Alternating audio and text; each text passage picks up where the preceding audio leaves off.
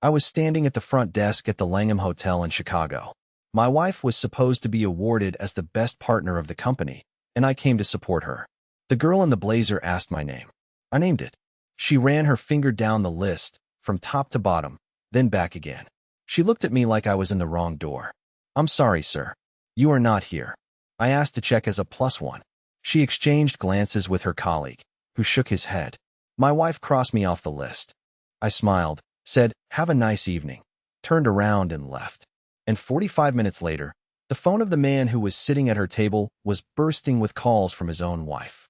Before we start, please don't forget to like and subscribe. My name is Harrison Mercer. I'm 46 years old. For 11 years, I ran the Midwest operations for a commercial real estate development firm out of our home base in Naperville, Illinois. I managed a team of 32 people, oversaw deals from Green Bay all the way to St. Louis, and built a reputation that let me walk into just about any room in this city and shake hands with the people who actually matter. I was good at what I did. I was also apparently terrible at reading my own wife. Vivian and I met at a fundraiser in Lincoln Park, the kind of event where a single glass of wine costs more than most people's car payments, and everybody's trading business cards between handshakes. She was 31, brilliant in that way that makes other people uncomfortable. A litigation attorney with ambitions so sharp and so clean, you could practically see them glinting. I liked that about her. I married that about her. For 9 years, the marriage worked. Not perfectly, but honestly. We had a house in Hinsdale, Illinois, 3-car garage, big yard, the kind of neighborhood where people actually wave at you from their driveways. We had dinners with colleagues. We had a shared calendar, a shared savings account, a shared plan for the future. What I didn't know, what I wouldn't fully understand until all the pieces finally snapped into place, was that for the last 2 years of our marriage, that shared plan had a third partner. His name was Donovan Ashp, CEO of Ashp Capital Partners, 51 years old, the kind of guy who gets written up in Crane's Chicago business twice a year and makes damn sure you know about it. His firm had done legal work with Vivian's firm, Hartley & Cole, on 2 major commercial litigation cases. That's how they met. That's where it all started. I didn't know any of this on the night I drove to the Langham and heard those words, "Your name isn't here." I just knew that something had been wrong for months, and that tonight had crystallized it into something I could no longer pretend wasn't real. But before I get to what happened next, to what was going on inside that ballroom while I was driving back to Hinsdale, I need to take you back. Because the story of how I ended up standing outside a hotel check-in table like a stranger to my own marriage didn't start that night. It started about 14 months earlier. If you're new here, hit that subscribe button right now and drop a comment below. What would you have done in my position? And if this story hits different for you, tap that like button. It really does help keep these stories going. Now, let me take you back to the beginning. Vivian made partner at Hartley & Cole when she was 38. It was a Tuesday in October. She called me from a conference room, and I could already hear champagne being poured in the background. I drove downtown, took her to Alenia, and sat across from her, watching her glow in a way I hadn't seen in years. That was the last night I remember feeling like we were fully on the same team. Not because anything dramatic happened. Nothing broke that night. Nobody said anything wrong. It was more like, after she made partner, I stopped being her anchor. And I didn't notice it was happening until I was already drifting. The first concrete sign came about 4 months later, in February. She had a partner's retreat at a resort in Lake Geneva, Wisconsin, 60 miles north of Chicago, right on the water. Standard firm stuff. I'd heard about it before. She'd gone once already, 2 years earlier. This time, she came back on a Sunday afternoon, and something was different about her. Not sad. Not guilty. Different in the way a person is different when something inside them has quietly made a decision without asking anyone else. I asked her how it was. She said, "Fine. Good conversations, good food." The lake was frozen, looked beautiful. Then she went upstairs, took a shower, and when she came back down, she poured herself a glass of wine and sat at the kitchen island, staring at her phone with the kind of focused stillness I usually only saw when she was prepping for a deposition. I let it go. 3 weeks later, she started staying later at the office. Not unusual for a partner. I knew that. But the texture of her evenings changed. She used to call me when she was leaving, no matter how late. That habit disappeared so gradually, I almost didn't notice it was gone. By April, she was traveling more. Client meetings in Milwaukee, depositions in Indianapolis, a conference in Washington, D.C.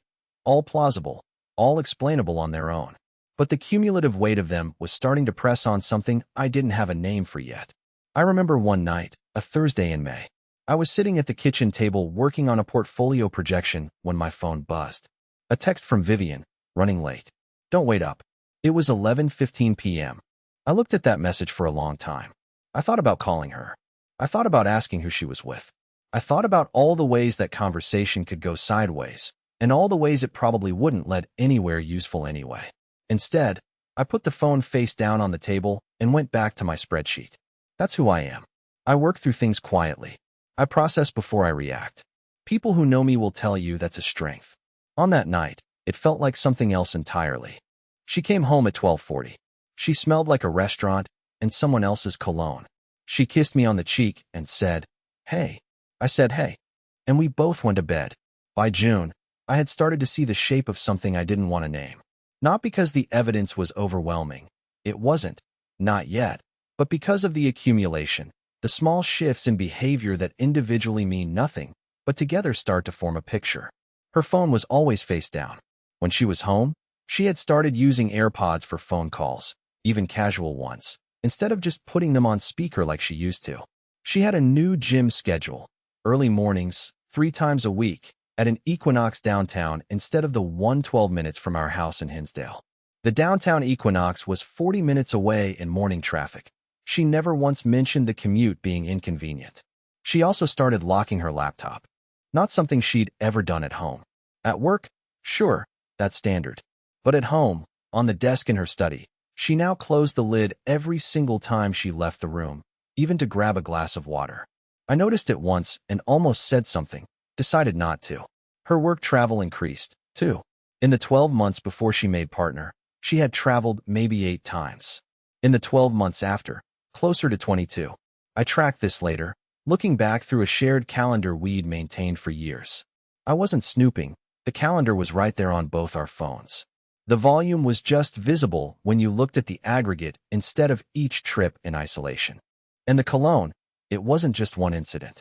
It was a recurring thing, showing up roughly every 2 to 3 weeks, almost always on a night she said she'd been working late with colleagues.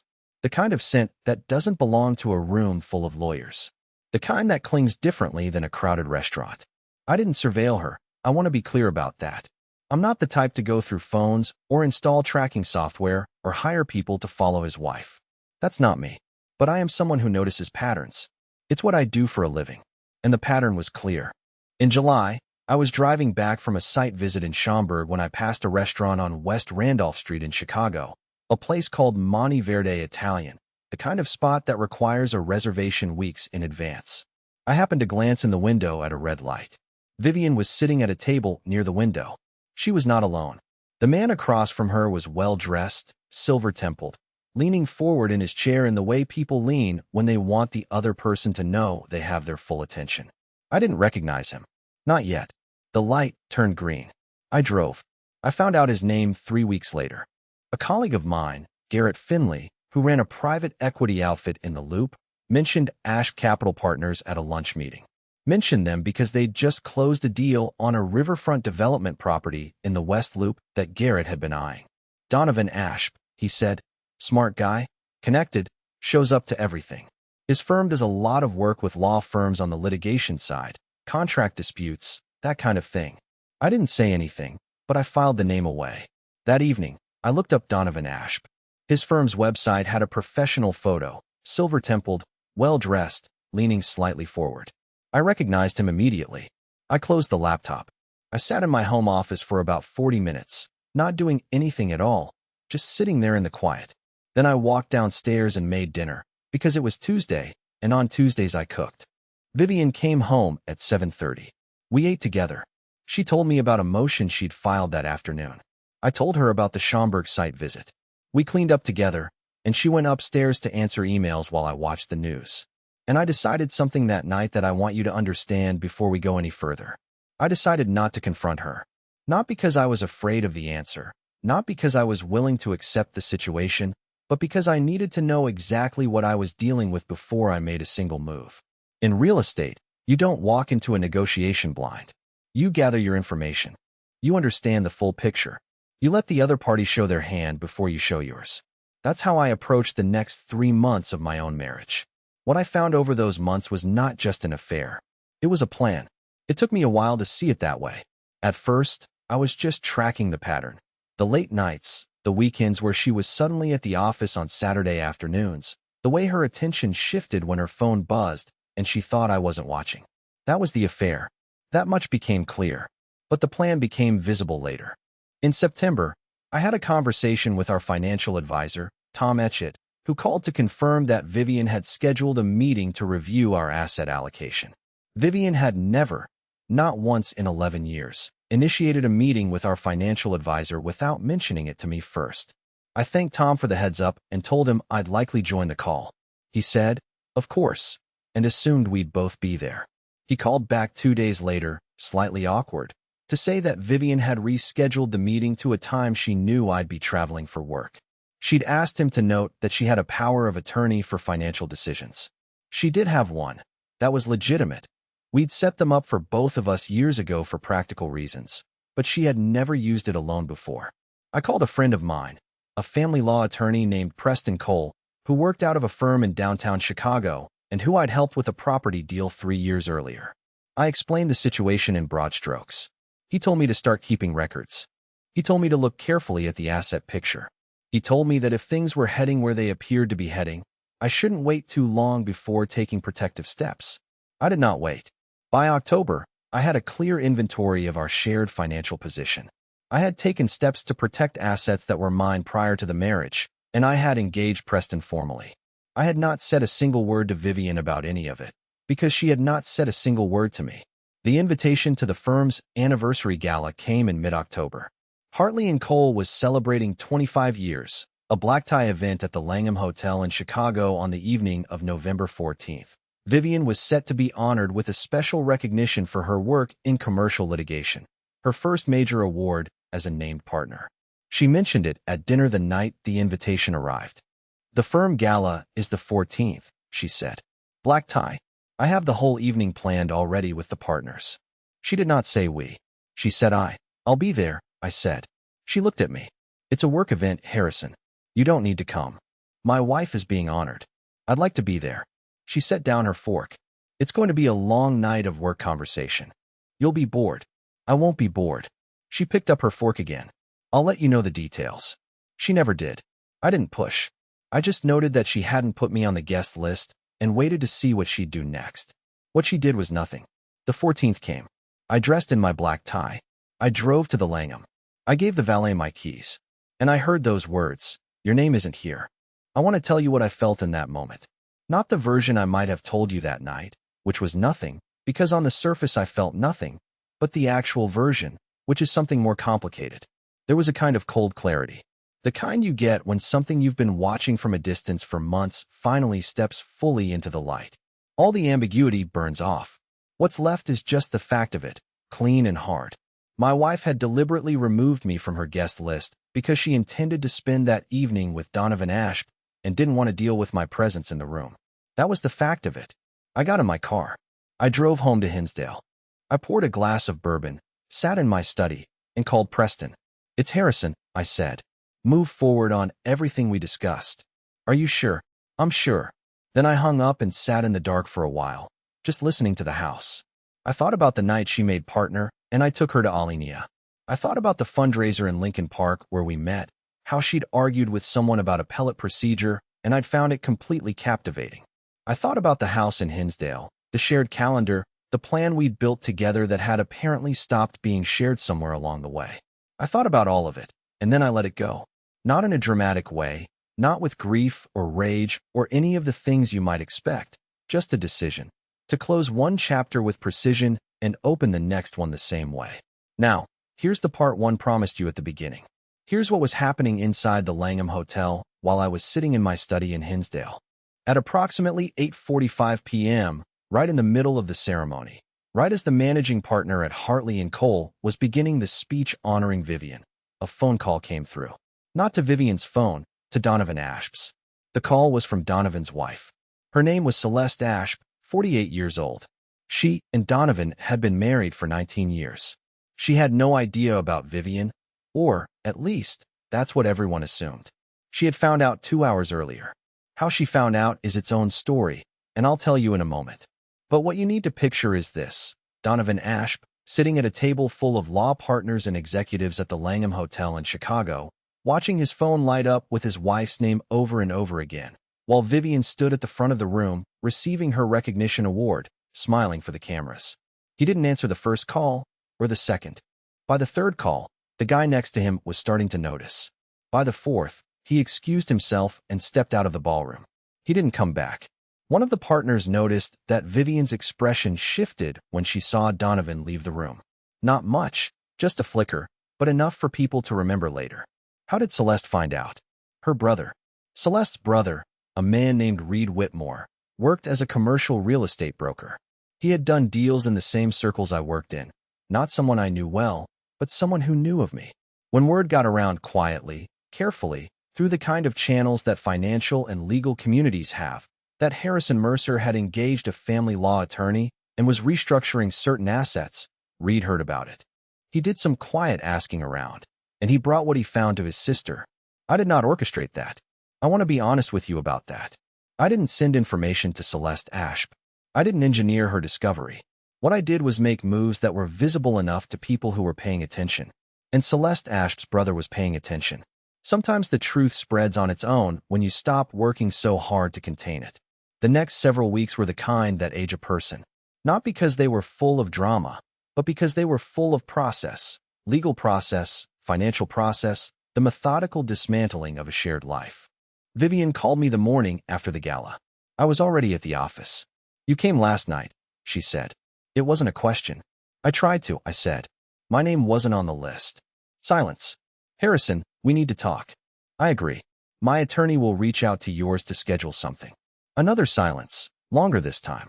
"You already have an attorney." "I do. How long have you?" "Vivian." I kept my voice even. "We'll talk through the attorneys. That's the cleanest way to handle this." She hung up.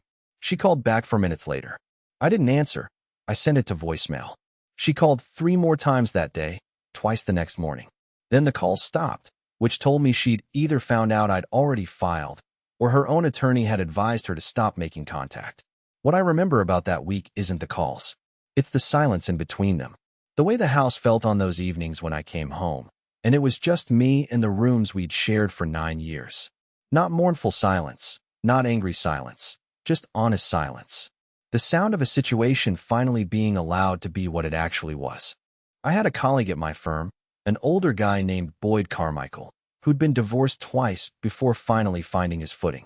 He told me something once that I didn't fully understand until that week. He said, "The hardest part isn't when they leave. It's the months before, when they've already left, but nobody's said it out loud yet." He said those months are the most expensive, emotionally and practically, because you keep paying the costs of something that's already over. He was right about that. By the time we were formally into the legal process, I had already done my grieving, already done my accounting. I was ready to move. What came out over the following weeks, through legal channels and through the accelerating social physics of 2 overlapping professional communities, was this: Vivian and Donovan had been seeing each other for approximately 22 months. The Lake Geneva retreat was where it had started, not during the official retreat, but in the 24 hours after it, when a group of partners and their guests went to a private dinner at a restaurant on the lake shore, and Donovan Ashp was one of the guests. In that time, Vivian had made a number of financial decisions that she hadn't disclosed to me. Consulting fees accepted through a personal account she'd opened, certain contributions to our joint investments paused without notice. None of it was dramatic. All of it was deliberate. She had been, in a quiet and methodical way, preparing an exit. The irony was that I had been doing exactly the same thing. The difference was that I had done it cleanly, legally, and with full transparency to my attorney. Hers hadn't all been done with the same care. Preston was good at his job. By the time we sat across from Vivian's attorney in a conference room on the 42nd floor of a building in the Loop, we had a complete picture of our financial position, including the parts that Vivian had hoped would stay less visible. The divorce took 7 months. It wasn't friendly, but it was ultimately fair, and the judgment reflected the full reality of the situation, including the asset decisions Vivian had made unilaterally during the final years of the marriage. She didn't get what she had planned to get. Donovan Ash's situation was its own implosion. Celeste filed for divorce within a week of the gala. She wasn't quiet about her reasons. In a social world where people talk, and in the professional overlap of commercial real estate and corporate law in Chicago, people absolutely talk. The story moved fast. Ash Capital Partners didn't immediately suffer. Firms like that rarely do in the short term. But the fraying of relationships that follows a very public personal failure tends to show up in the balance sheet eventually. Two of the firm's major legal partnerships, including Hartley and Cole, quietly allowed their retainer agreements to lapse at the end of the year. Donovan left Chicago 16 months after the gala. I heard he relocated to Scottsdale, Arizona. Whether he and Vivian continued whatever they had after the consequences arrived, I genuinely don't know. That chapter wasn't mine to read. I want to tell you about the thing that surprised me most through all of this. It wasn't the betrayal. That hurt the way anything true and painful hurts.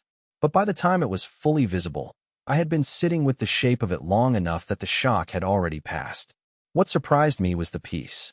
The morning after my divorce was finalized, a Friday in June, overcast, the kind of day that feels like it's considering rain, I drove to a coffee shop in the West Loop, sat at a corner table, and worked through 3 hours of deal analysis without once thinking about Vivian or Donovan Ash or any of it. I just worked. And somewhere around the second hour, I noticed that the low-frequency tension that had been living in my chest for the better part of 2 years was gone. Not dramatically, not like something had been lifted, more like I had been so used to carrying it that I hadn't realized how much weight it was until I was no longer carrying it. I ordered a second coffee and kept working. 18 months after the gala at the Langham, I moved into a new apartment in Chicago's River North neighborhood. 8th floor, city view. The kind of clean lines that make you realize how much space you have when you stop filling it with the residue of someone else's choices. I kept the Hinsdale house on the market for 4 months before it sold. I watched that transaction with the same professional detachment I'd have given any commercial property deal. It was a clean, straightforward transaction. Good buyers, good terms, a good sale. I rebuilt my professional relationships with the kind of focused energy that comes from having cleared the deck entirely. My firm expanded our St. Louis operations. I hired 2 people I'd been wanting to bring on for over a year, but had kept putting off for reasons that, in retrospect, had more to do with the friction at home than with any business logic. I started sleeping through the night again. I'm not going to tell you I came out of this without scars. That would be dishonest, and also, frankly, a little suspicious. 11 years is 11 years. You don't walk away from that without some recalibration of how you see people, how you read them, what you choose to trust. But I will tell you this. I'm better at paying attention now. Not in a guarded, closed-off way. In the way that a person gets better at something after they've learned through it. I notice more. I say more of what I actually mean. I don't let the small signs accumulate into a pattern I refuse to name. That night outside the Langham, standing at that check-in table, hearing those words, watching the young woman in the blazer run her finger down the list twice, looking for a name that was deliberately not there. That moment taught me something I carry with me now. Your absence from someone's list tells you exactly where you stand. And how you respond to that information is the thing that determines everything that comes next. I smiled. I said I understood. I turned around and walked out. That was the right move. Not because it was cold, and not because I was already 3 steps ahead, though I was, but because in that moment, I knew what the situation actually was.